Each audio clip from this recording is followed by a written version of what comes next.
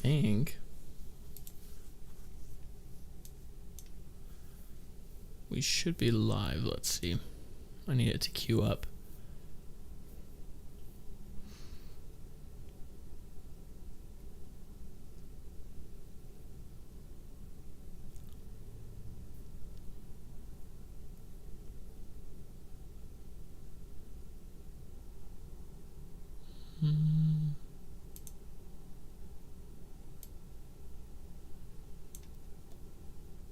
You know who it is, Jacob Jackson. Okay, so we are live. Oh, Jacob's in? Yeah. I'm not getting any confirmation on my end that we are live. That's why I was concerned. What is up? The man, the myth, the legend, Jacob Jackson. I gotta get this all figured out real quick before we really get going here, though. Are you to restart it then? No, I'm gonna try to see what's going on with me. Probably it might be better to restart just because when we're done with the live stream, it will be uploaded as an actual full video. It's okay. Oh, okay. I got it. We're good. We're good. It says live on my screen, he says. Beautiful. All right. Well, welcome everybody. Catching the stream live. Shout out to our boy Jacob. And for those of you who catch this on the podcast, welcome to you as well. This is a new thing I'm trying out on the channel here. Ideally, we're going to be doing this weekly if I can manage to think of things to talk about weekly in a live stream / podcast format. We will definitely be doing that. Today, I'm joined by my good buddy Jacoby. Hola. Good guy, good friend, loves Star Wars too, and we have some pretty fun topics here to chat about. Let me get these popped up here on screen so we can see them. I worked so hard on all of this. Nope, not that one. This one. Beautiful. Okay, so today's topics. As you saw in the title, we're going to be talking about the live action shows and ranking them. This is something particular I know that Jacoby and I are going to have some good conversation around because we at least do not agree on our top pick, which is fantastic. Following that, we're going to be talking about our hopes and dreams, what we want to see in Jedi Survivor. Super hyped for this game, so this can be a fun topic. Following that, Mando Season 3. Getting a little more specific here. We're going to pick one thing that we want to see and one thing we definitely don't want to see, and we got to limit it to that, so we're not going to go rambling on lists here. Following would be... Oh, this is a fun one. Okay. I feel like I know what we're both going to say, but I'm up for the surprise. If you were to choose and you were in the Star Wars universe, would you rather start in the light side and fall to the dark side, or would you rather start in the dark side and fall to the light? And then to finish it all off, to finish it all off, if we get to it, this is kind of just an overarching question, but what we think it would take for Star Wars to, quote, get back on track. Not maybe the most exciting topic in the world, but I think it's an important one to talk about. So I am stoked for this, and we can definitely get started. I am messing with my elements here. I need to get used to using this. I'm not used to using this new OBS. I'm going to move things around here. Beautiful. Let's get this bad boy started. Okay, so this first one's fun because I have this nice little on-screen graphic for ranking the live-action shows. If you're catching this in podcast form, you can't see it, but we'll at least describe verbally everything we're seeing. We have Kenobi, I like that. Kenobi, Boba, and Andor. Do you have an idea of how you want to rank these, or would you want me to go first? We can talk about it through the whole thing, but... We just take turns, like bottom tier and then up. Okay, sweet. All right, so here's the thing. I thought about this the opposite direction. I picked like my number 1, and then I picked my number 2, and then I picked my number 3, but I wasn't sure what I wanted to do for 4 and 5. But I think, okay, I'm going to pick this one, and here's my reason. So for me, Kenobi was probably the worst out of all of these shows. And here's why. So Kenobi had some redeeming qualities about it because the final Vader Kenobi fight was so beautiful, so dramatic. I mean, it fit in, like just with I think all the expectations I had for the show as an entirety. But it just had so many significant flops, and it felt like it was kind of being fumbled around to get to that point. And it being like, probably the two most significant legacy characters, Kenobi and Vader / Anakin, and the fact that it had all of that ability to be something truly, truly amazing, and it only had a part of an episode that really stood out. I think it's just because it had so much. It had probably had the highest capacity of all these shows, and it's just so underwhelmingly performed, which is why I put it in my number 5 position. I think what you said is pretty valid. Should I say mine now? Yeah, go for it. What would you put 5th? Well, I guess I should say this to the viewers. I have not seen the book Boba Fett. Fair. So I'm going to put that at the bottom. And from what I do know, I've seen clips, and it just looks a little cheesy. I've seen a lot of cheesy moments. I did watch the first 2 episodes, and I just wasn't really hooked. The first episode, I think there was like, I don't know, only like 2 sentences most of dialogue. Which, I don't think that's bad. I think I can totally ride with very low dialogue shows, but it was just him kind of strapped to like this post for most of it. And from what I do know, the show gets the best parts of the show are when it's with the Mandalorian character. Yeah. What's his name? Mando. People call Mando. Yeah, Din Djarin. Yeah. Yeah, when it's just Mando or Luke. So it just kind of feels like it was maybe a show that was a cash grab in the sense that they had Boba Fett's name attached to it. And I don't think there was much to do with this character from the sounds of it, because it looks like all the best stuff was with characters that are having more given arcs. Okay. So I'll put that at the very bottom. That's fair. That's a fair take. I can't disagree with you too much, because if we move on to my 4th place pick, you kind of already addressed it. It's definitely Book of Boba Fett. And again, this kind of goes back to my reasoning for Kenobi. To me, both these shows were a flop. Both of these shows had a lot of potential because they dealt with really cool characters and very interesting, and I would argue significant, points in the timeline for those characters. I think for me, my expectations for Kenobi were definitely a lot higher, which is, expectations kind of the forefront of all disappointment. But so Boba had its flops for sure. The dialoguing, yes, you made a good comment there. The best episodes in Boba were definitely the Luke and Mando episodes, which is always sad to have a show overarched by, characters being brought in from different shows. The other thing too, this is kind of I don't know, this is maybe a hot take. A lot of people weren't jiving so much. The first 4 episodes were basically the flashback episodes to him escaping the Sarlacc pit, being captured by the Sand People, and basically him trying to escape. I think I didn't mind those episodes so much. I think stretching it out over 4 was a mistake, but like the first 2, I was so invested and intrigued by it. I thought it was so fascinating. But it did kind of just like get drawn out, I guess you could say. And then like they had an interesting concept where it's like Boba has gone through this time in his life. He went from, number 1 bounty hunter in the galaxy, and now he's like, I'm going to become daimyo. I'm going to take Jabba's place, and I'm going to rule with respect, and still get things done. But the way you do an arc like that, in my opinion, coming from being a just simple, baller character, super talented fighter, very tactical, all those super cool things, and progress them into maybe a more behind the scenes role, I guess, of like a crime lord or whatever.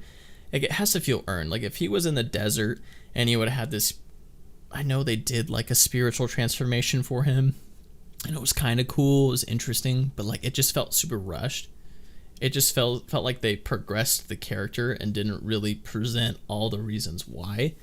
I mean, like there's a scene. So he's for you. I mean, you probably saw this, like clips of it, but he is healing one of his times in the Bacta tank in his palace, and he literally wakes up to Black Chrysanthemum, the big Wookiee, strangling him, and pulls him out of the Bacta tank and throws him. I mean, he's just handling him. Boba doesn't have any of his equipment or armor on. He's basically in underwear, and he almost gets killed.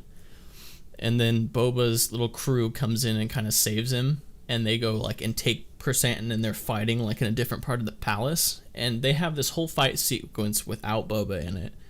And then they manage to capture Chrysanthemum by tricking him and I think dropping him into the Sarlacc, like what used to be not the Sarlacc, excuse me, the Rancor pit that's below the throne room that we see in Episode 5 of Star Wars.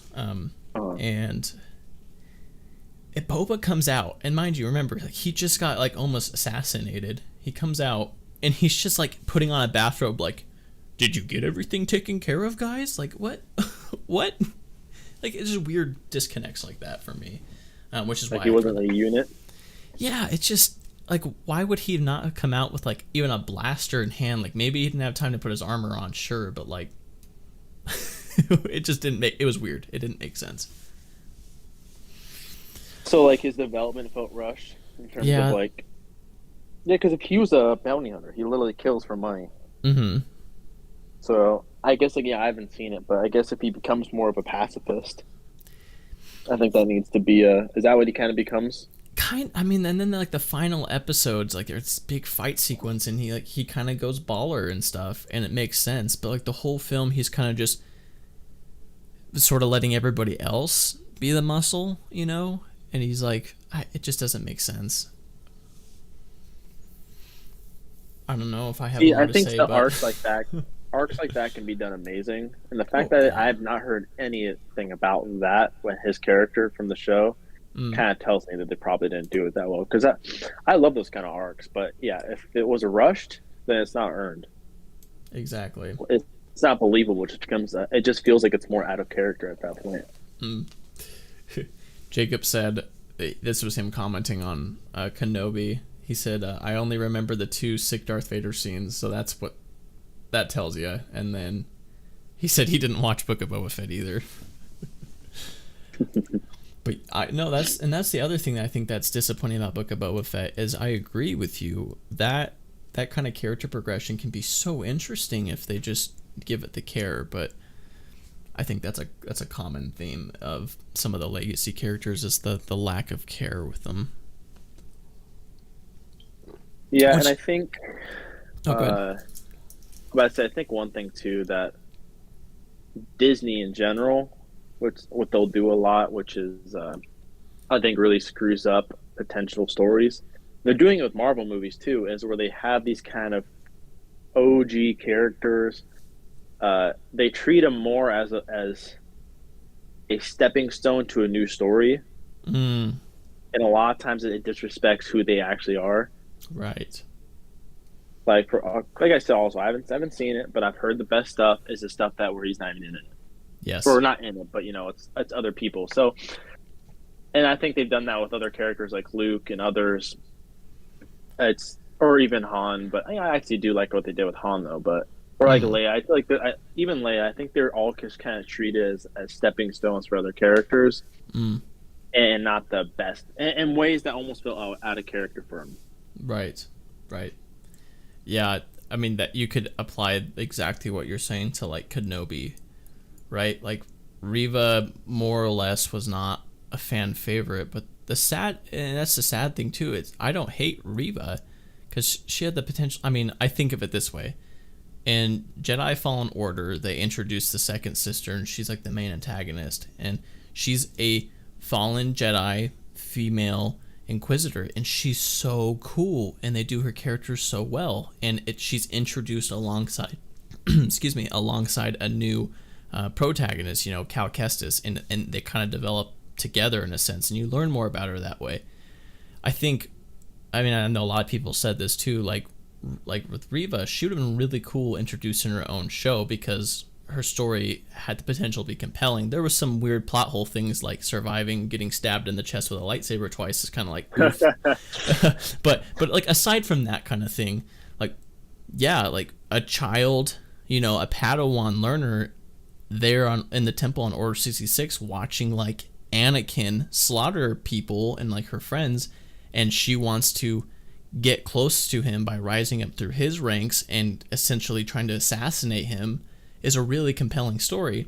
But when you're trying to mix that story, which deserves its own, you know, screen time and development and care, alongside a already very well established kind of relationship between Kenobi and Anakin that the show was kind of being presented to be focused on it, and you try to smush them both together and use that as like a segue to like introduce Riva, it's just a weird disconnect for me.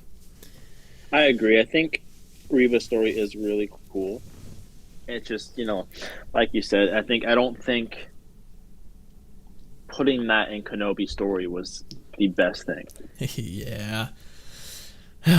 Yeah. I mean, to be honest with you, like my fourth place and fifth place being Book of Boba and Kenobi, marginal difference. To me, if I could just remove them and put them in like a DNF position, like that's where I would put them. Oh, but you haven't given your fourth place pick, so I'm curious. It's Kenobi. Yeah.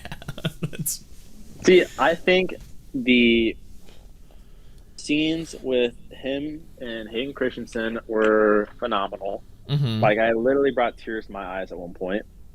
Yes. It was so amazing, and it was like and I think it's always a bad thing when there are so many different fan theories on how the story is going to play out before the show drops, and then you get the show, and you're like, how come this is more lackluster than every fan theory I've heard? It's normally the other way around, where it's like fans don't know how to write a lot of the times. Right.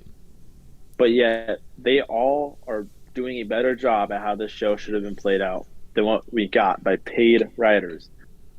And a big part too with well, for one, I love Star Wars, and one thing this show does that The Last Jedi does is it generally made me mad watching it.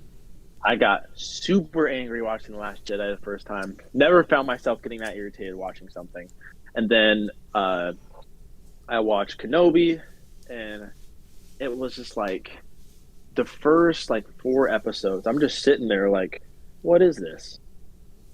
Why am I watching this little girl run at the speed of 6 miles per hour, and she's outrunning and maneuvering grown men?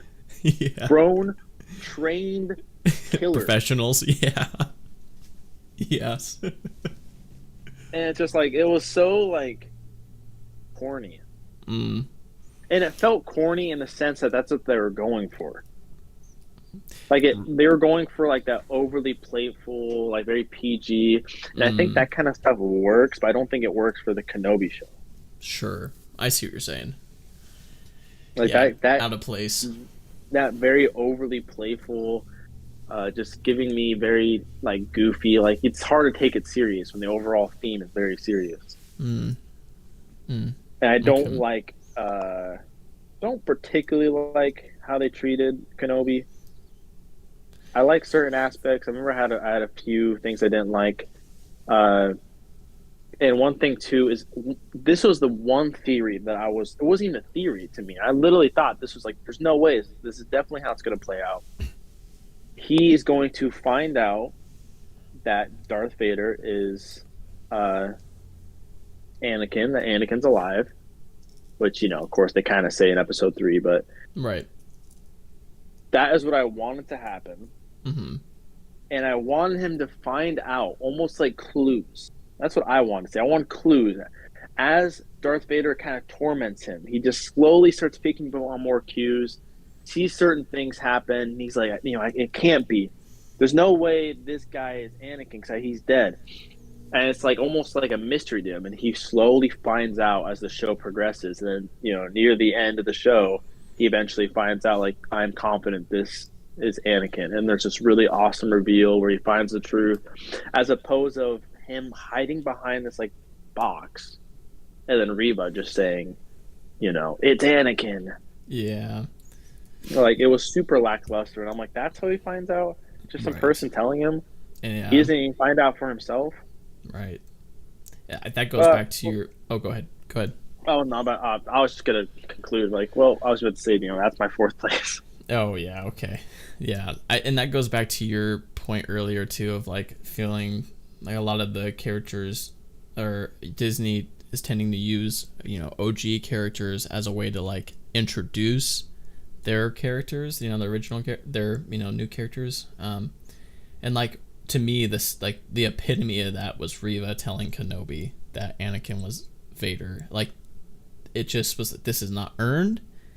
Like, your character doing this just feels like it undermines the actual, like, as viewers who appreciate and understand Star Wars and the history between these two people and everything that's unraveled up to this point in time, and having it, like, it just feels so undermined. Like, it, oh, yeah. Oh, okay. I'm glad we started with these two, because these are two that tick me off out of all of these. Really kind of ticks me off. So it's good that we got that one out of the way. Yeah. And okay, so would you say that you put Kenobi maybe above Boba just because part of it's because you haven't seen Boba, but also because, like, even though you haven't seen it, you haven't heard anything that's very compelling about it either? I have not heard a single I have at least heard, the episode, well, I've, from other people, I've also watched it, but I've also heard people say, Kenobi ends off amazing. Yes. The last 2 episodes are amazing. Yes. I have not heard any of that kind of stuff with Boba. I've fair. just heard, and even episodes that were better, I haven't heard that they're necessarily good episodes. I just heard they were like, I heard they were good, but I didn't hear they were like amazing or nothing. I just heard they're the better of the episodes. Okay. But I think that's also fair. I think it's fair to not. I think that's almost disrespectful. If I'm like, I haven't even seen this show, and I know it's better. But but that almost speaks to, like, the reality surrounding, like, if it was truly a compelling show, like, it would be easy to differentiate haters from, like, genuinely disappointed people, and the fact that there's an overarching amount of very believable and reasonable criticism surrounding it, and the fact that it doesn't even interest you to watch, I think speaks mountains on its own without you watching it. Yeah, I haven't even tried, honestly. I tried that first episode, and I just, a week passed, and then I realized I saw it on the continue watching, and I was like, totally forgot I started that show. Jacob it wasn't even a choice. Jacob wants to know if we're gonna get Poe and Aki's ratings on these. Aki's currently asleep in my suitcase. Well, that's his rating. These shows are snooze fests, which is fair. I was just about to say. Okay. So I think I want to do number 3 pick and then do number 1 pick, because obviously if you do 3, 2, you already know what 1's going to be, and I feel like 1's going to be the very interesting one. So without further ado, my number 3 pick, or third place, is definitely, how did I grab 2 tiles at once? Mando season 1. Oh, whoa. Aha, I knew you were going to be surprised. You thought I was going to put Andor there. I did. Okay, so just for folks at home, a little context. Jacoby and I have definitely talked about, like, these shows. Well, him and I have talked a bit about every one of these, except for maybe Mando season 1 and season 2. But we talked about kind of our opinions surrounding these before, maybe not to this extent, though. And so that's why he's surprised, by the way. But so my reasoning for picking Mando season 1, it's really hard to talk about this without necessarily suggesting my first and second pick in which order they're going to be. I already know. Well, Jacoby knows, yes. But here's the thing. Okay, I'll keep it specific to Mando season 1. Mandalorian is an awesome show. It feels wrong having the difference between Mando season 1, 2, or anything of that only separated by one place from the Book of Boba Fett. Again, if I could just put like a DNF category, I'd probably move 4th and 5th place down to that. So that having be said, like the gap between 4th and 3rd place is huge as far as this list is concerned, in my opinion is concerned. So Mando obviously kicked off like the Disney Plus Star Wars era for shows. Like it was the first live action we got from Disney, or I guess first live action Star Wars TV show ever. Right? That's accurate, right? We never had a live action TV show. No, I think it does start it off. Okay, yeah. So that was awesome, and it kind of came out of, I feel like for at least the average show, like nowhere. And then it had the mass, kind of even more, if you will, normie audience appeal, blah blah blah, all that stuff. Really cool concept, a shiny Mandalorian basically, and the Mandalorians are really cool on their own. So they had a lot to work with here at the show, and I think they did a great job. Like, I guess I can give my kind of like critiquing as to why I wouldn't say it was like a first or a second pick, and that's because, again, in all fairness to it kind of being the first of an era, it feels like it's been a while since I've seen it, but my feeling in watching it, I do remember how I felt watching it, is it felt like the first several shows were kind of disconnected from each other. Like it didn't seem like the show had its pacing yet. Like it was just, this show was establishing this thing about Mando and kind of the world he lives in, and this episode establishes this thing, and so on. And it wasn't really until the season got a little bit further in, which is fair of any show, didn't really start to kind of have a cohesive storyline to it. But I mean, really, other than that, I loved every aspect about the show, and I don't really have a lot of critiques beyond those. So that's really all I have to say about it without giving away my first two picks. Okay. Well, I'll say my third pick is Mando season 1. And the very funny thing though about that is my opinion is completely opposite to yours. Okay. I think the first 3 episodes are the best episodes. I love the mystery that builds up. You're trying to figure out what's going on. There's clues being dropped. And then episode 3 is where things kind of goes off the rails, but like in a good way. I totally loved where it was going. And then he becomes on the run because he's kidnapped this little Yoda. And episode 4, it was okay. It wasn't bad or nothing. How many episodes were there again? Shoot. Let me Google it. You keep talking. I'll Google. Because it might have been the first 2 episodes I'm thinking about, and then there's a 3rd episode. Mando season 1 was 8 episodes. Okay, yeah. So, I personally just thought that after, I think it was the first three, like, might have been the first 2. Was it episode 2 in which he then becomes on the run? Ooh, you're calling into my archives. I haven't watched the show in a couple of years, to be honest. Well, I don't. So I love all the mystery, but once he becomes on the run, it becomes very repetitive. And I think this is something that Kenobi also fell into, where it was like, run, get to a new destination, Empire eventually finds you, go to another spot, and repeat. And I felt like they did that for like 3 episodes. And I was just kind of like over it. I'm like, where's the progression? Now this just feels like they're killing time. That's fair. Okay. And then the last episode, finale, was super good. But yeah, all the Mandos just popping out. Like I remember they got to the farm and they tried giving me a love connection. That was like between him and the farm woman there. And I just didn't care. Like that one chick that was working with him, that came with him to the farm, she was saying, you could be here and live a life with them. And I was like, I don't even know who this person's, I don't even know this person's name. Why do I care if I don't want Mando to hang out with this chick? I want him to keep going, keep pushing on. And then he gets pushed out again, goes to a new spot. So it just felt really repetitive. I think the last episode and the first 3 were like, I think that pilot episode was fantastic. I just loved everything about it. I loved the mystery that was going on with the Mandalorians and everything. His little clan that he was with. Yeah, the whole like underground and hiding thing. Yeah, I loved all that. It was cool. Yeah, that's my 3rd. Okay. Interesting. Yeah, I guess that is kind of opposite to my reasoning. I mean, I hear what you're saying though. Like thinking about that season, like as you were talking, it was kind of unlocking more memories for me about that season of Mando.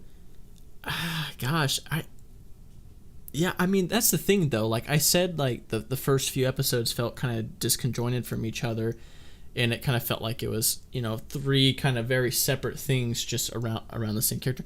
That being said, each one of those episodes I thought was so freaking cool. Like, I mean, part of that was probably just like hype of getting this new show and this new character, but God, yeah, I don't know. I mean, I keep wanting to say things, but I feel like I'm just gonna just spill the beans. So I'm gonna move on to my top pick here. So, okay. So to Jacoby's not surprise here, my number one pick is definitely Mando season 2. If I can get it to just select that tile, that'd be great. Awesome. Mando season 2. And here is why. So contrary to my thoughts on the first season, everything has kind of already been established, which again, I suppose is an unfair advantage of having 2 seasons, but it's true nonetheless.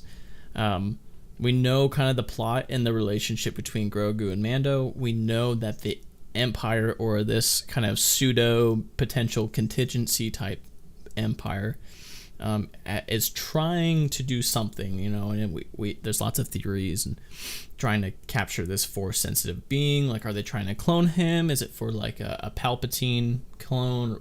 Who knows? But they're scheming, and this guy's important. And now Mando, who we thought was like potentially just a bounty hunter and ruthless and all that, is actually like a good, compassionate person trying to do the right thing in like this, whatever war, I guess post-war torn galaxy. So that's kind of compelling to me. Maybe it's a little bit of a common trope, but I still thought it was really compelling. And then you start to get the introduction of all these characters, like he's building this crew, and they're like starting this big battle or this big adventure. I feel like I have more to say and the words maybe just aren't coming to me, but like just that it's like a whole build-up. Like we start to get this kind of interlacing of the universe where we're like, oh, like Ahsoka's gonna play into this. Maybe that's a bit of cameoing, but I feel like it makes sense given the timeline and what's going on, that like Boba got involved and Ahsoka's getting involved, and we're kind of seeing how the world's a little bit bigger and interconnected, which I always think is super fun to see in any kind of TV show, because that's probably like my biggest turnoff to pre-existing universes like this big, like Star Wars or Marvel or anything like that. The TV shows get really hyper focused on single characters, and I think I remember you making a point like about something like this in the past, Jacoby, talking almost like how did you word it? You were talking about like the scaling of like the threat. Like if everything's always like potentially world ending, it's kind of like, well, why isn't like the greater crew involved, and why, it's going to be okay and all that stuff. Dang, I really had a point with all this too. I'm trying to get there, but I know what you mean. But like, go ahead. I can just reiterate real quick, like what I kind of mean. Like if if every single threat that's ever presented is world ending, that's not the case anymore. And plus, you just been oversaturated to it. Yes. And plus, you have to know what the movie is, what the show is. If it's like, like you're not going to get, like if we go to the Marvel movies, if you just get like Ant-Man 2, some random kind of Marvel movie in the midst of all of your Marvel movies, and the villain says, I'm going to end the world. It's like, okay, well, obviously they're not going to end the world in an Ant-Man movie. Yes, thank you. That helped me get my train of thought back too. My point I was going to say is with TV shows, they get so hyper focused, and sometimes I feel like, in all fairness, I'm not a writer, so maybe this is truly difficult, like finding that balance, like what you're talking about, of not like presenting this super lame insignificant threat, but also like clearly this can't be like what we got in the OT trilogy, and it can't just be like another Death Star. Like that doesn't make any sense. I feel like Mando season 2 really started to build up the threat where like this is a significant threat, and it's like the timeline is what makes this so possible because it's post Empire, so the fall of the Empire, and we as maybe not all the viewers, but like a good part of the viewers understand that the contingency is already in place. And so like there are things going on behind the scenes that Palpatine had put into place. And if you like where this leads and eventually with the sequels or not, doesn't really matter. But like even in maybe a cooler timeline, the contingency had some pretty neat things happening. And so it's like the threat of the Empire, but not nearly to the scale, and it has the potential for these applications, and it has the potential to be a part of the plan, which if it succeeded would lead into greater devastating outcomes, but it's not necessarily having to fail or succeed to influence the greater, overarching plots happening. So I think it found that balance really well, which was super enjoyable for me. Another thing I also like about Mando season 2, I guess I'll say it once I get my rating. So I'm giving my first place now. Yeah, your first place pick. It would be Andor. Andor! Voila. Everybody hate him. Boo him off the stage. I'm just kidding. I think Andor was technically speaking, from a more critical standpoint, I think it was easily the best. I think it, when I say critical, I mean I thought the cinematography was better. I thought the soundtrack was better. I thought the acting was better. Maybe the overall story itself wasn't as interesting, but I think it did a great job at those smaller stakes because how real the characters felt. The characters felt a lot more believable in Andor. So those smaller stakes felt a lot more real to me. It didn't necessarily feel like it was just super linear. I think there was back and forth,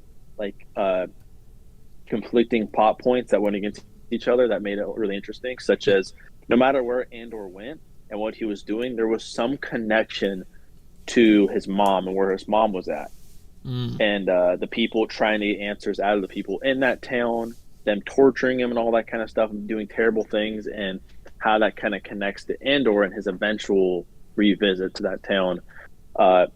It also just, for one, I think it just moved me the most. I actually found myself in the prison escape, the finale, literally sitting there F the Empire, because I one thing I've told you was that a common thing that I think can be an issue is just kind of how the Empire is treated outside of the big Siths.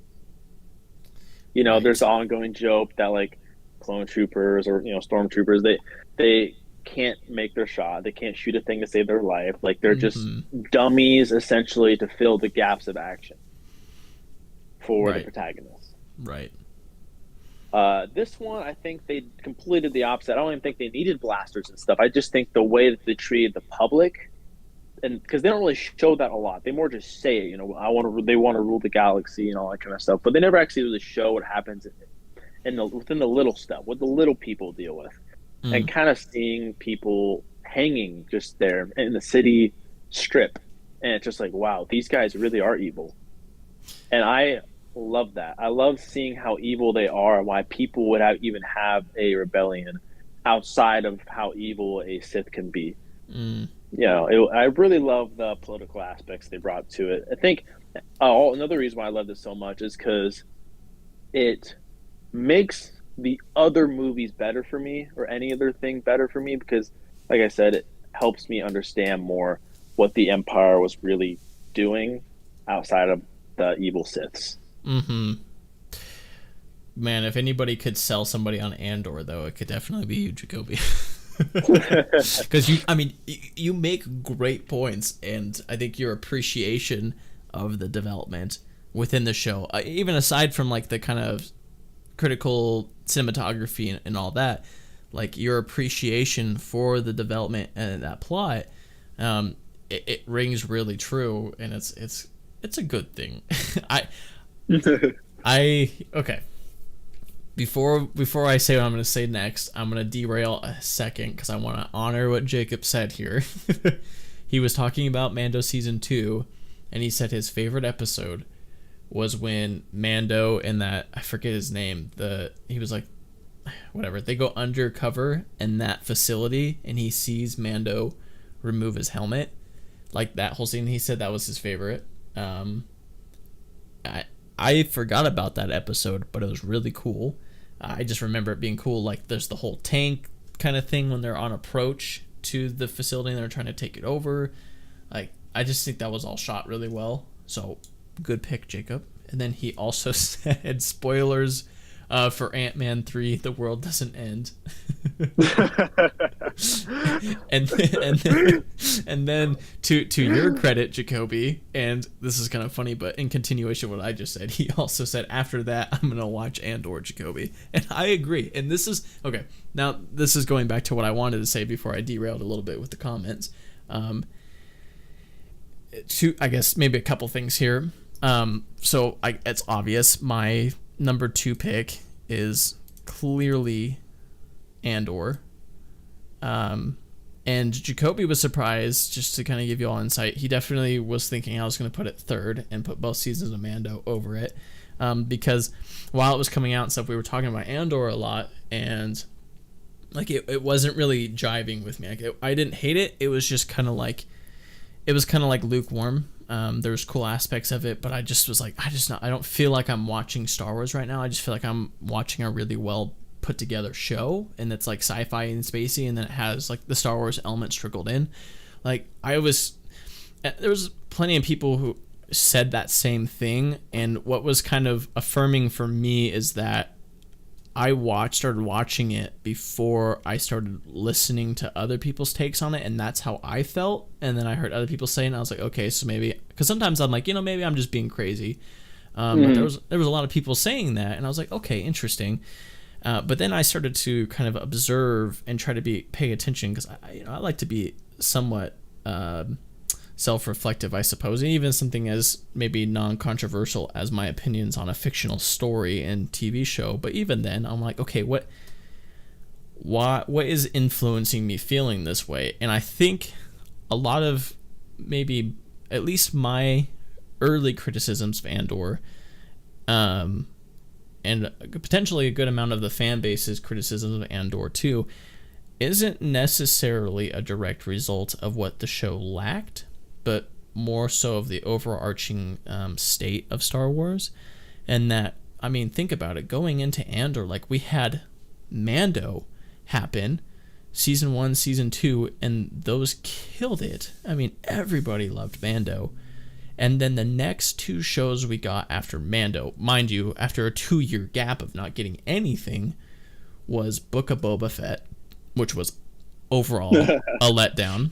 And then we're like, oh my god, Book of Boba Fett was garbage.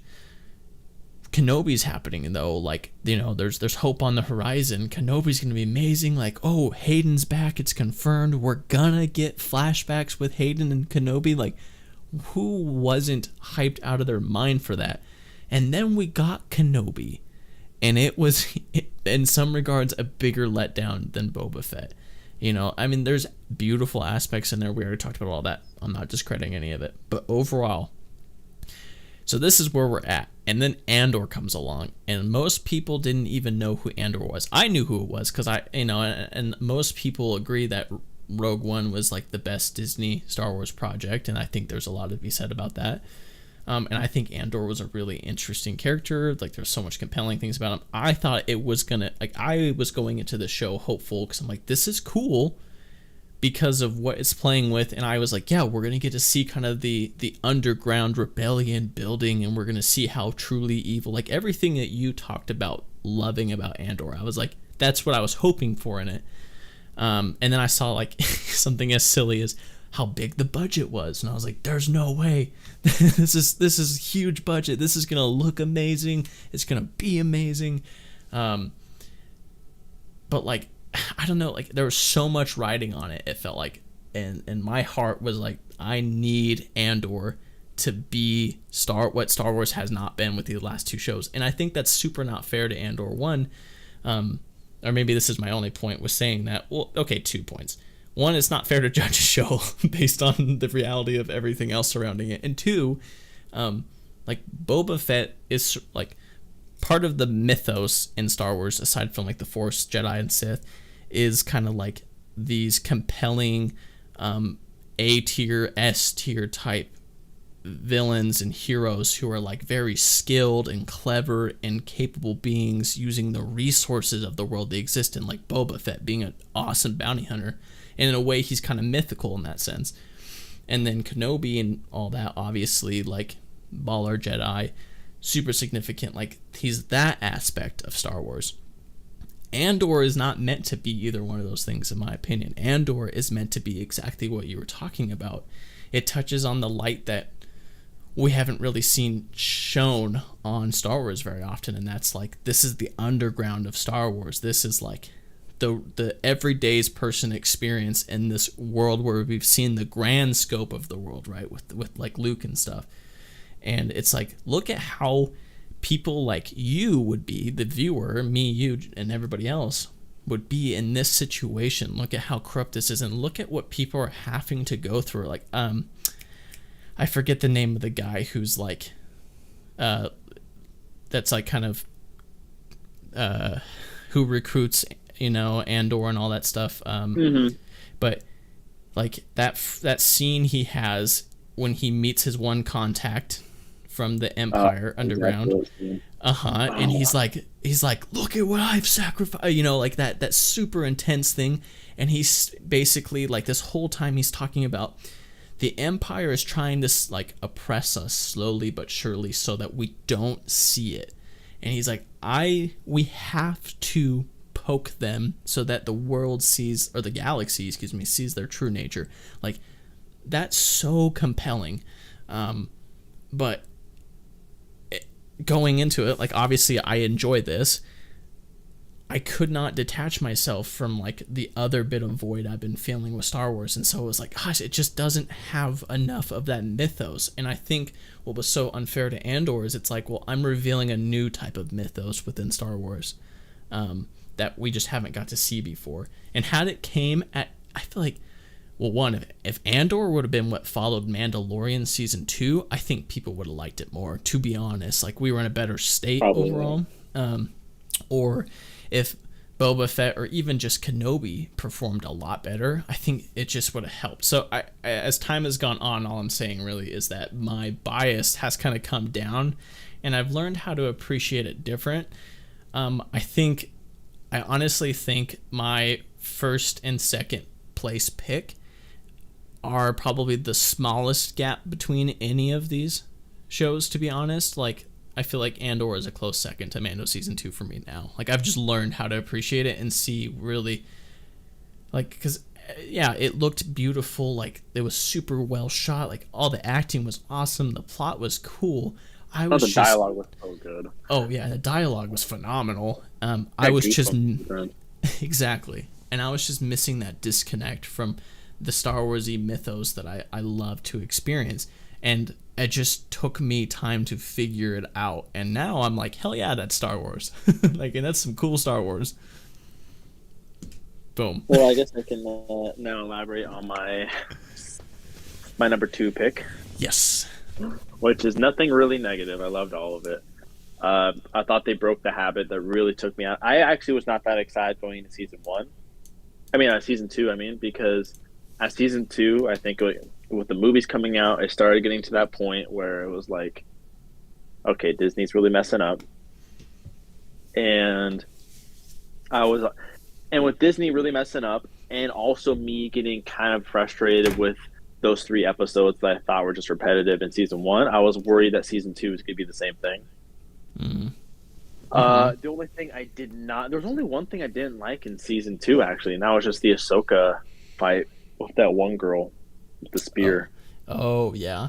Okay. I was like, why is this even hard for her? She could use the Force. She could do anything to beat this chick in like 2 seconds. Yeah, that's fair. But that was my only complaint.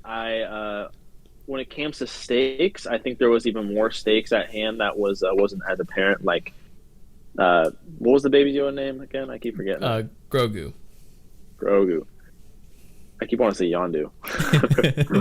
Close.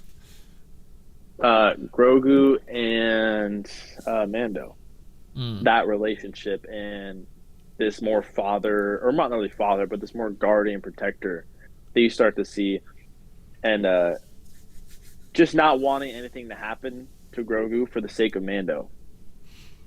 Even like, you know, him getting taken away, like even Luke taking him away at the end. Even it wasn't bad. Nothing was bad about it. Like it was you knew he was gonna be safe with Luke, but I still felt sad because he wasn't with Mando. Right. That's a good point. And like those kind of stakes, like even though that's not really a stake anymore, but just like that kind of stuff is the stuff I love, because when I'm watching it and when Grogu's doing that, like, you know, like force stuff at the top of that hill, it's kind of when he meets Boba Fett. Yeah, well, like he's meditating on the rock, and he's going crazy, and he has to worry about Boba Fett and all that. But when you're watching it, you don't know it's Boba Fett off the rip. So I'm watching, and I'm stressed out. I'm like, okay, we're seeing some stuff happen. As a viewer, you think there's more people than just what we got. You think they're bad, and I'm over here stressed just because I don't want them to take Grogu for the sake of him. Because as like a protector, now he has this relationship where he wants to protect this little guy. Yes. So like those kind of stakes, I love those kind of stakes. Just like you know, God of War. And I think a big stake is just Atreus, especially in Ragnarok, where you know, Atreus goes to like Asgard, or like a little stuff like that, where he's just not with Kratos, and Kratos doesn't want him to leave because Kratos wants to protect him. And now there's this feeling of fear that just engulfs Kratos, and it's like, and I'm completely invested in like the emotional stakes, and that's what I really enjoyed about season 2. That's a great point. As you were saying that too, I was like, oh yeah, like you think about it, you're almost concerned for like Mando's mental state and like well-being, because you think like, yeah, Grogu is this sweet precious little being, and you're like, you don't want him to die because it would be super sad, but then you're like, man, you know, be even like alongside that also super sad is how devastated Mando would feel taking that responsibility on himself. I'm sure that's a really good point. Subplots like that are, I think, the real kind of meat of a good story, where there's more nuance going on besides just the bigger stakes, kind of like what you were saying. I agree. That's the kind of stuff I love. That's true. That's so good. Okay, so I wanted to touch too, because you haven't seen Tales, but I know you've like I've talked about it / you probably heard / saw stuff about it.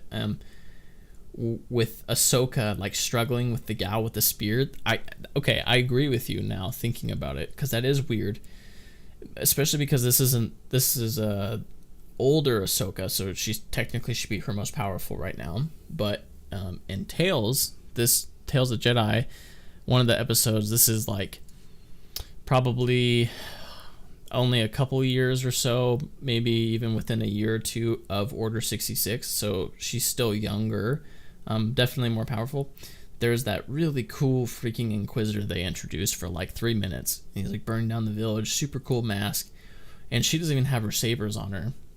Oh, yeah, she messes that thing up. I've seen that. Yeah, you know, where she just completely outclasses the guy with her hands. And you think about that, and it's like, this guy was an Inquisitor. Yeah, I mean, they're not like Sith, but they're still very highly trained. Yeah, and like they were all Jedi. They all have the Force. Like, and she just claps him, you know, and now this more powerful. That's okay. So basically, I'm saying, yeah, that's fair. It's a good critique, and but yeah, I don't know. I feel like I want to give a little bit of leniency to the show, because in all fairness to them, like Tales of the Jedi came out afterwards. But even so, even without that scene in Tales of the Jedi, we all know Ahsoka's a freaking baller. I mean, she was the apprentice to Anakin. Like, come on now. Well, I feel like they already kind of showed her being a baller in the show. Like her introduction, like almost wasn't she kind of? I think I'm having a hard time remembering, but wasn't she also like this kind of myth within like this forest? Like there was like this Jedi out there that was messing everyone up. Oh yeah, that whole like compound was kind of afraid of her, and not to mention like her like intro is her fighting Mando and giving him an absolute run for his money. Yeah, so it was like if she was this big of a fear and some girl with a spear, I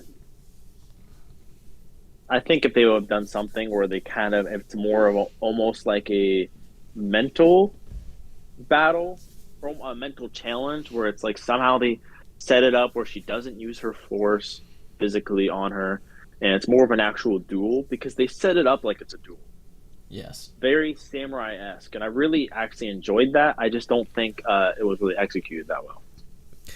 Yeah, with a like, even a more like if it was Bo-Katan, for instance, I would believe Bo-Katan having that kind of fight with Ahsoka using a Beskar spear or even a Darksaber or something like that, because Bo-Katan, a Mandalorian, but particularly highly skilled and highly ranked Mandalorians, and Mandalorians were, notorious Jedi killers. Like that. That's like their history, was like non-force sensitives who could really go hand in hand with Jedi.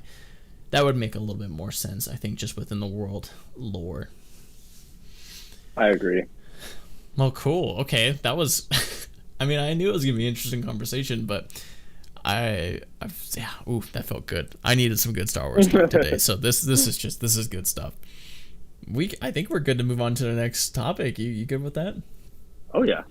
Okay, sweet. Let me hide those. Okay, so this is a fun one. So, Jedi Survivor wish list. What do you want to see in Jedi Survivor? I know you haven't played Fallen Order, so I'm kind of curious. Do you have like any expectations or hopes for it? I'm assuming you want to play it, right? Yeah, I really want to play. I didn't play much of the first one, but someone made a really cool take where they said it was pretty much like, from what they saw, because I know it's more open world than the first game. Mm-hmm. From early reviews I've heard, or early eyes, you could say. I heard someone make the take that it's like Star Wars Elden Ring. Or Okay. Star Wars Dark Souls, and then which you're traveling, you're just kind of going your own way, exploring, and then boom, some mini boss just kind of pops out of nowhere, and it has a whole health bar on on your screen, and there's just random mini bosses like that, and I'm like, dang, if that's how it is, that sounds sweet. I also hope the difficulty is pretty high too. If it's exploring games like that, I like some really nice difficulty. Yeah. Especially if because I heard there's a ton of like lightsaber tricks you can do now, a lot more upgradable stuff. And if they're gonna have all that, I think it also needs to have really good combat where you can test that kind of gameplay onto your opponents. So my only thing is I just hope it's not really easy, and I think I'm excited to see the story because I do think the main character has like scars all over his face now, right? Yeah, it looks like he's a little bit more battle torn. I love that. Yes. But I think your opinion on this is probably more important. Oh. You played the first one. Well, I don't know about more important, but maybe just a little bit more influence from the first game. So I haven't really been following any news on it really closely.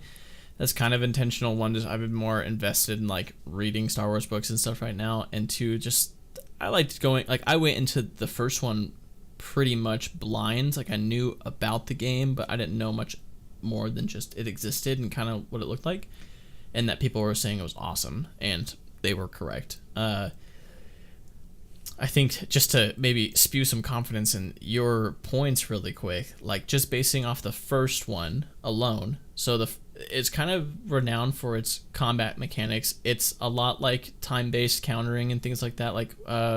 It kind of reminded me of the Arkham, the Batman games like Arkham Knight and stuff like that, where they could have the indicator above their head, and if you time it right and counter and parry, you can do parries, and then there's different attacks that you have to dodge, you can't parry, and then there's certain higher tier characters that have more of the non-counterable ones, or it's harder to counter them, things like that.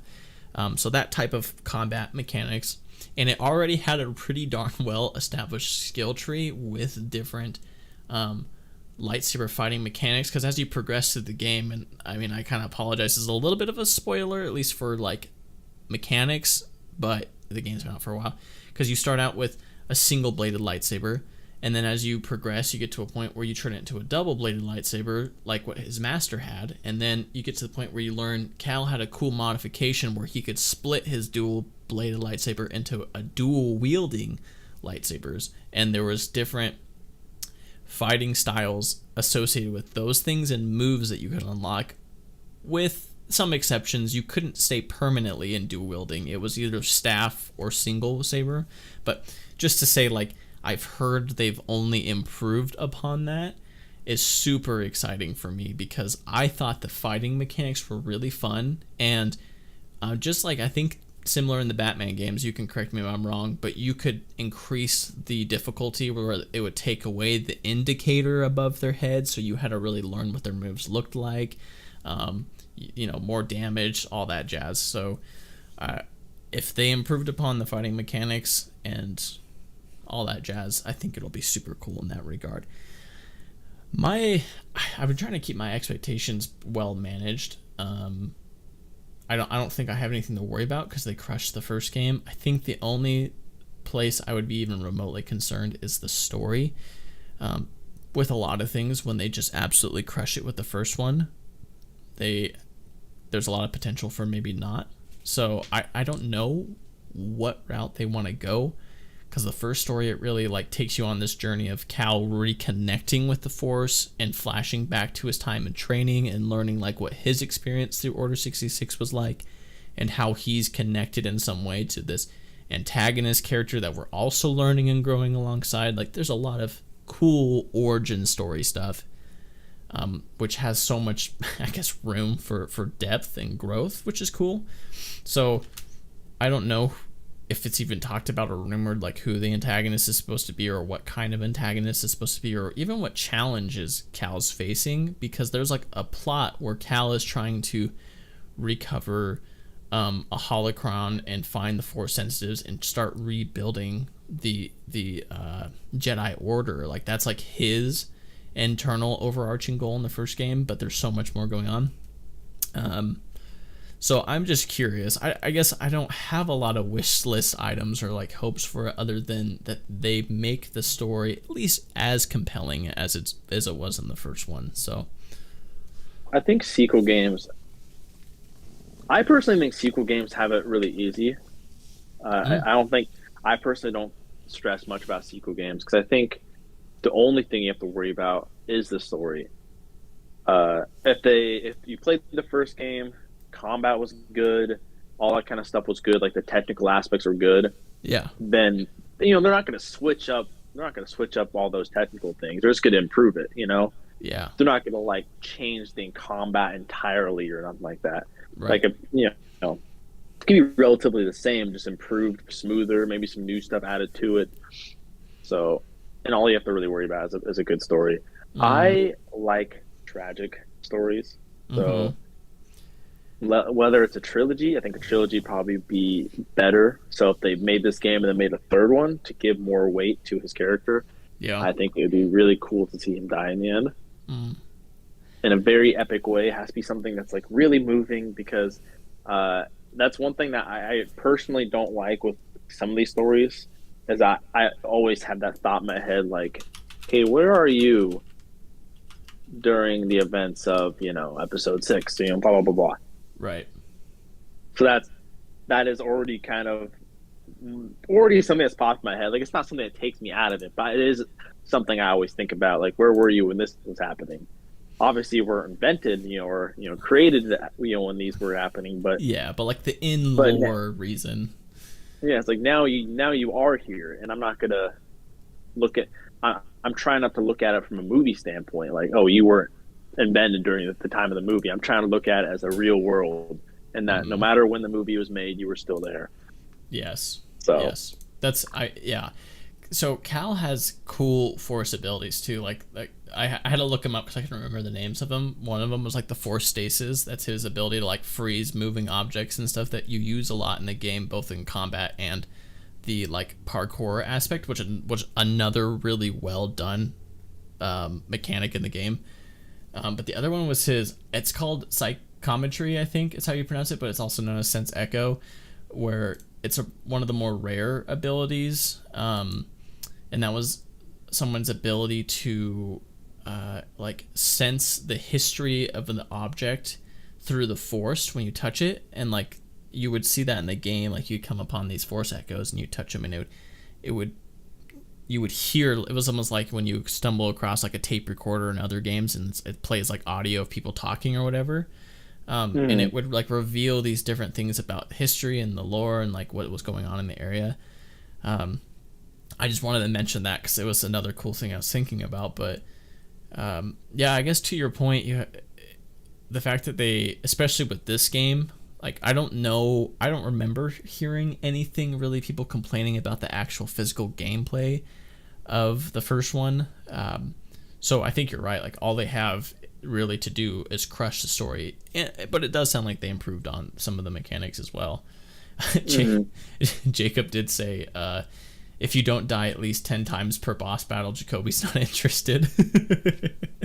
Hey, I'm not gonna lie, maybe I'm a hater, but I've been playing Elden Ring and I'm really good at Elden Ring, like amazing. My friend will watch me play and he'd be like, yeah, you might be able to beat this by tomorrow. I was like, tomorrow? And he's like, yeah, this boss took me 2 days, and I beat him on the 3rd try. So Elden Ring has been really easy to me. But I do love a challenge. You should play Jedi Survivor in its hardest settings then, because I think that would be the only thing that comes close to getting you there. It's only if the gameplay goes smooth with that hardest setting, though. Yeah, I will say this. So, it's the first game, like there are like mini bosses and stuff that just kind of pop up, different creatures and such that just pop up randomly, and they have like health bars and stuff, and they're harder, but on like a normal difficulty, because that's what I played on, like you learn how to beat them, and as you go on you get more abilities and such. But the actual bosses in the game, like you fight, the two biggest ones I can think off the top of my head are the ninth sister and the second sister. They're hard. They're very difficult. The scale is so significant compared to everything else in the game. And like they have unique and varying attack / defense types that you have to figure out, which is really fun. But I mean, you're a little bit more hardcore in this kind of realm than me, so the scale probably wouldn't be too significant to you, but I would say they're probably on par with like Elden Ring's, like not bosses, but like whatever the next tier down of bosses might be. in a harder setting, I should say, not in normal difficulty. Well, maybe. I mean, that's the thing what I'm kind of mean. Like, it's if the game is meant to be at a certain difficulty and you crank it up to be harder, and then it's like it just feels like it's stupid hard because the game isn't really programmed to be at that level. Does that make sense? I do get what you mean. Like Elden Ring, like the fighting mechanics and stuff, and how it's incredibly skill based, you know. Yeah, it's meant to be hard in the sense that you have to perfect your controls of what you're doing. Yeah.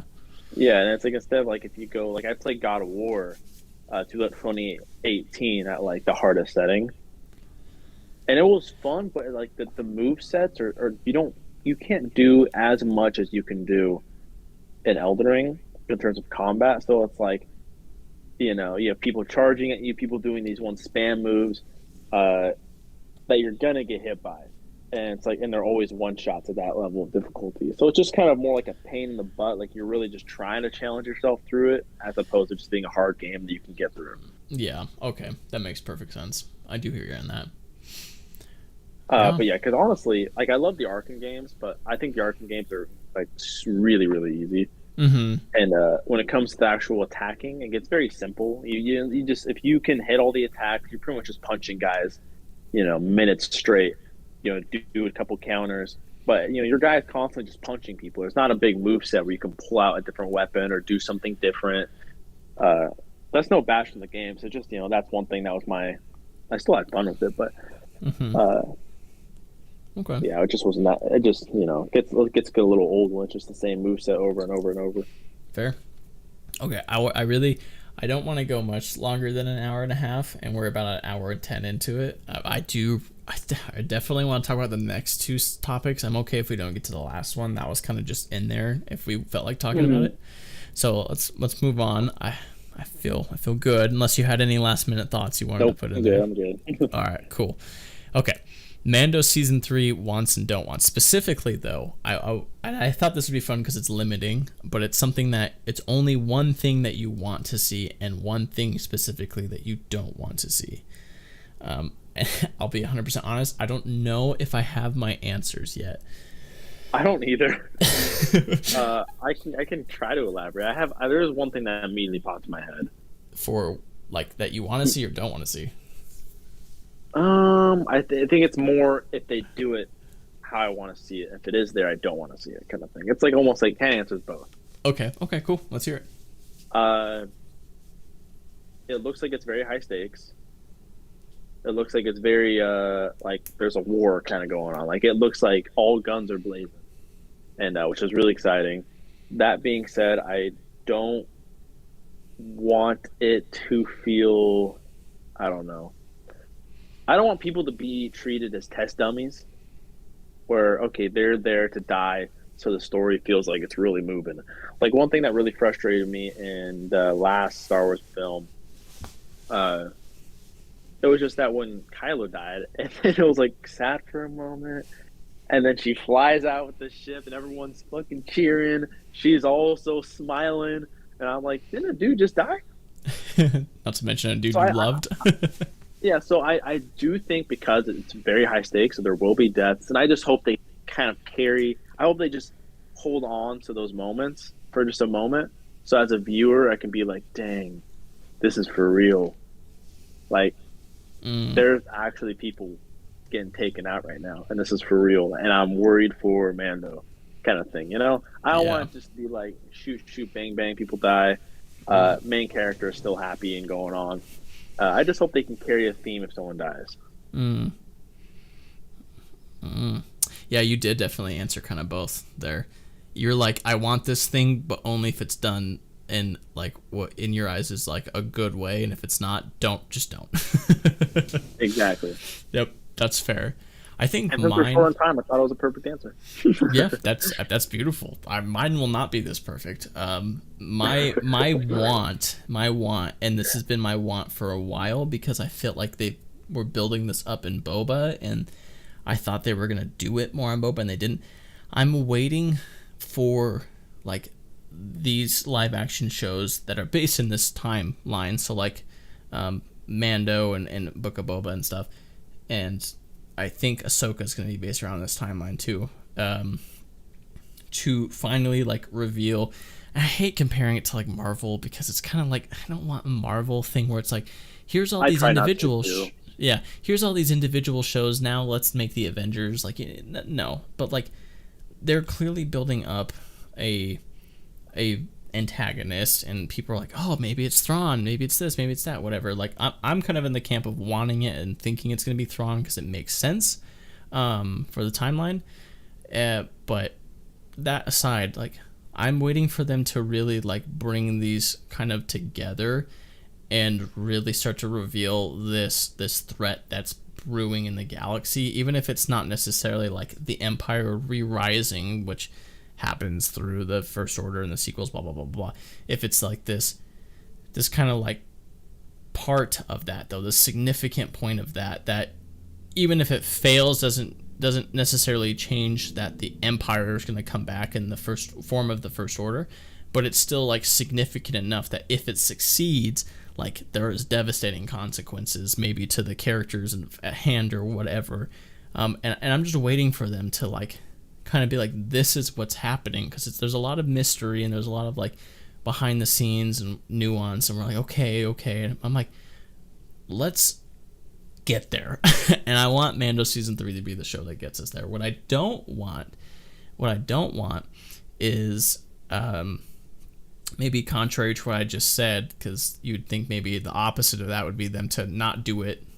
But that would be okay, because I feel like it's going to be coming regardless. I'm just getting impatient. What I don't want to see is like, I don't know, like another Boba or Kenobi upset, and that's pretty vague, but I feel like those shows lacked in any kind of real depth besides like a few highlighted moments, which I don't think is going to happen with Mando because it's been so good so far. but I don't want like the state of everything that's been happening and going on to make them make like bad decisions, especially because like it took so long. Like we're multiple years out from the previous season, and like there was delays. So I'm like, I just don't want to see any of that. Like if anything, if I don't get what I want, which, like, when I mentioned it before, I would just be okay with them like kind of continuing Mando as it's been in the first 2 seasons. Like, we're still in this progression upward, but just don't make these stupid mistakes that they've been making. Like, this is that's just it. That's valid. I think one thing when you start comparing it to Marvel, and I didn't know that they're building up to this very secret, this behind the scenes thing, because like I said, I also didn't watch Book of Boba. Mm-hmm. But Book of Boba wasn't that good, as I've heard. So one thing I'm hoping that they don't do, which they do, which Disney has done with Marvel, and I'm not even saying it's a Marvel thing. I'm more saying it's a Disney thing because it's a money thing. I think in the end of the day, and I think they are building up to a big bad, and that big bad's going to make them a lot of money, but it's also an opportunity to make multiple projects that builds up to it. But right. The thing with those multiple projects is I don't think they're necessarily treated as their own individual, and more so being treated as a stepping stone to that big bad. And I think when they do that, it takes away a lot. So yeah, I really, if there is like this kind of behind the scenes villain that's coming up, I would also really love to see it happen in this one. Or I just hope it has like a crazy cliffhanger to season 4. Yeah. And it's like things get really crazy and you're like, oh man, season 4 is going to be off the chain, episode 1 to the finale. So I hope they don't treat this season as a stepping stone. Yeah, and that's the crazy thing too. Like, that was another weird thing about Boba. Like, the Mando episode in Boba and like the Luke episode in Boba, they're kind of, it's like a Mando and a half episode. I don't know, whatever, it doesn't matter. Is like they how do you say this, undo the season finale of season 2 of Mando. Like, Grogu goes off with Luke for his training, and then in Book of Boba, like the Luke episode and stuff,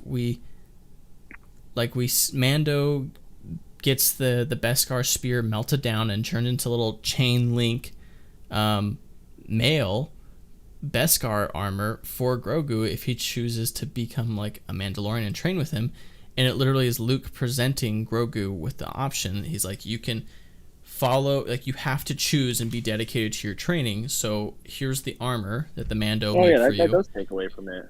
And then he's like, and then here's Yoda's lightsaber. You can choose one. And then he freaking goes back with Mando. And so you see in Boba Fett this huge plot point being like resolved in a sense in like an episode, and he just sent back so to Yoda's him. lightsaber is there?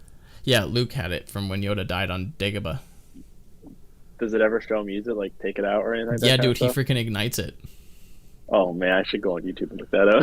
Yeah, I mean, honestly, if this is for Jacob too, if you guys really want to like just get what you need to, just watch the Mando and Luke episodes of Boba, and you pretty much have everything you need, like, for the greater universe. But like, that goes to your point of what you were saying, where it's like they're just using like a different show to build. It was just another missed thing. I don't want to get hung up on Boba Fett though. It's just so disappointing to me. Okay. All right. This last topic. This can be our last topic. Okay, here we go. If you were a Force sensitive in the Star Wars universe, and Jacob, I want to hear your thoughts too. That's what I was waiting for. Would you rather start out? I mean, okay, think about it. You can put it in a time frame if you want, or you can just think generic. You start out as a Jedi. You're brought up as a Jedi. Somewhere in your young-ish, your kind of mostly developed time, you fall to the dark side. Or you start out as a Sith, being raised as a Sith, and somewhere in your youngness time, you're developed, but you are brought to the light. I guess you can't really say fall to the light. You're brought to the light. What would you prefer, and why, of course? It's okay. I'll quickly say this. This is something I already thought about. You told me this was one of the topics. This is my immediate thought was, I think both of them are just a rough option. I think if you get brought to the light from the dark side, I think your whole life is going to be a lot of forgiveness for yourself because most likely, if you're a part of the dark side, you probably did a lot of terrible things. Mm.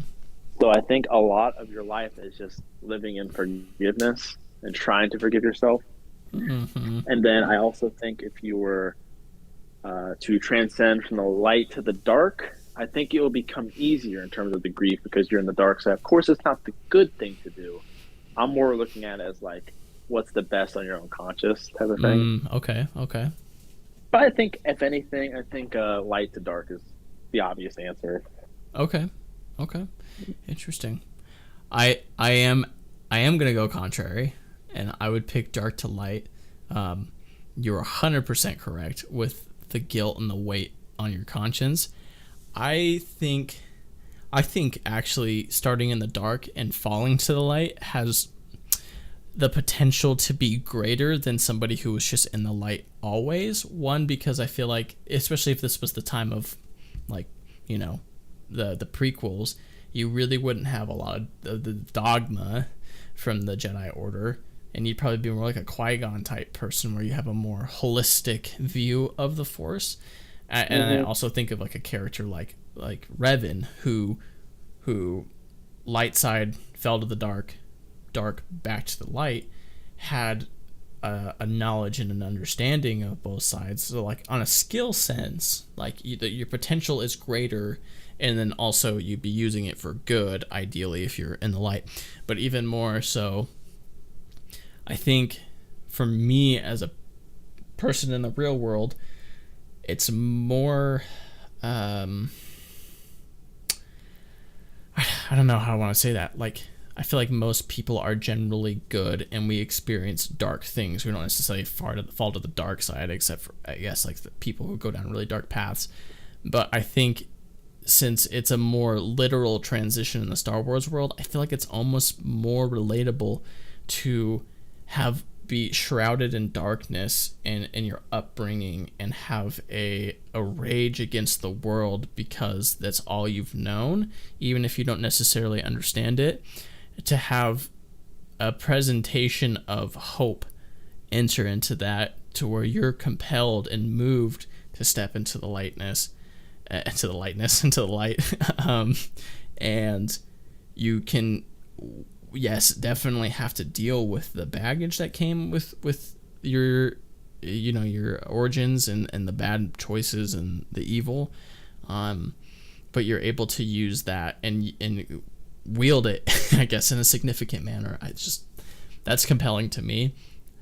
And I don't know, I feel like both of these would be really interesting. I mean, we've seen a lot of light to dark, not so much dark to light, you know.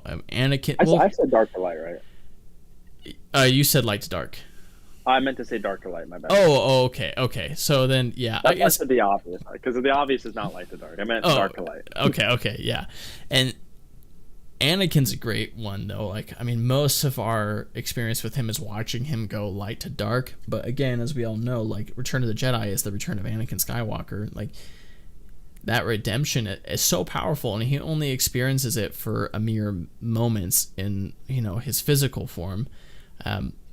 But just that, like, it's kind of like, okay, Parthenax, however you want to say it, in Skyrim, right? Like, one of his most famous quotes he says from that game is, you know, what's better, to be born good or to overcome your evil nature through, you know, great effort and like essentially just growing? Like, where's the greater significance? It's kind of like, why isn't, like, what is the point of life if we were all perfect beings?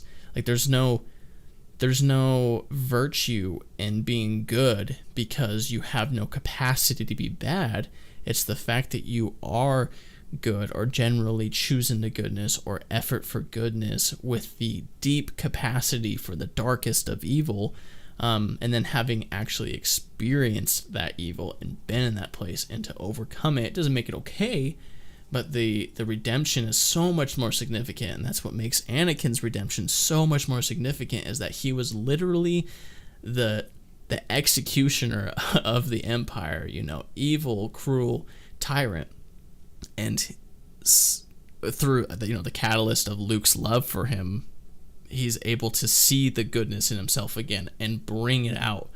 Oh, ooh, I love that. I think that's so good.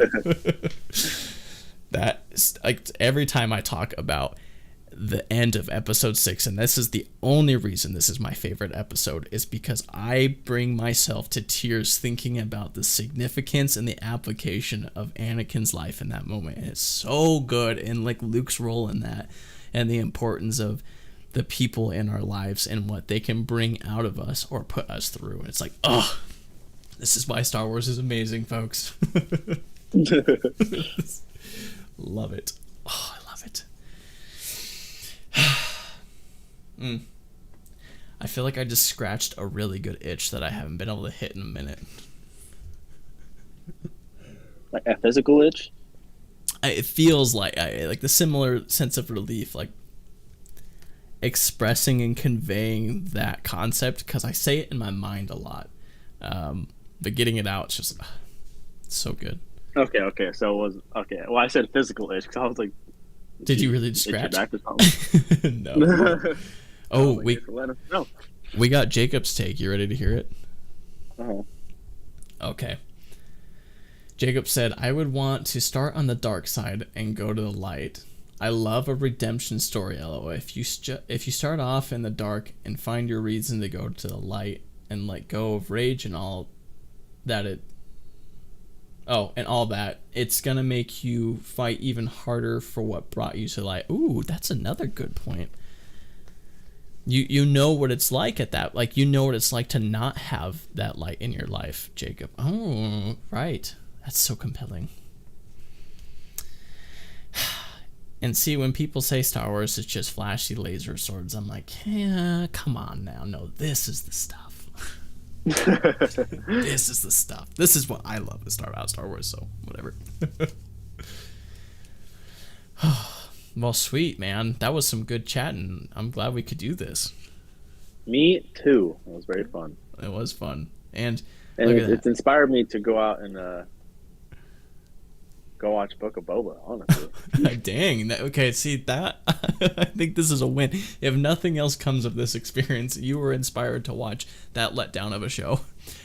I will say... Go ahead. Oh, what?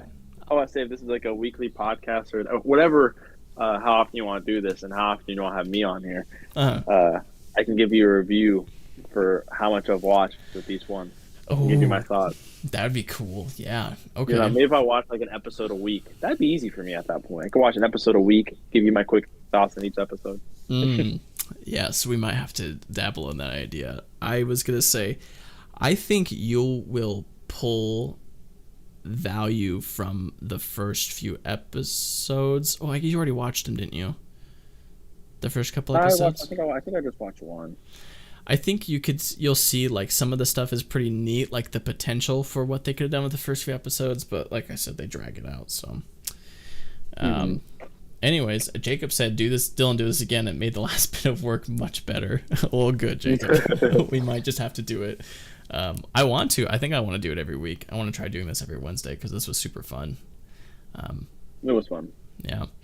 Alrighty, well, thanks everybody who tuned in to this stream live. I actually haven't decided when I'm going to start posting this as a podcast, so this might be a minute before this one's released as a podcast. I'll figure that out this week.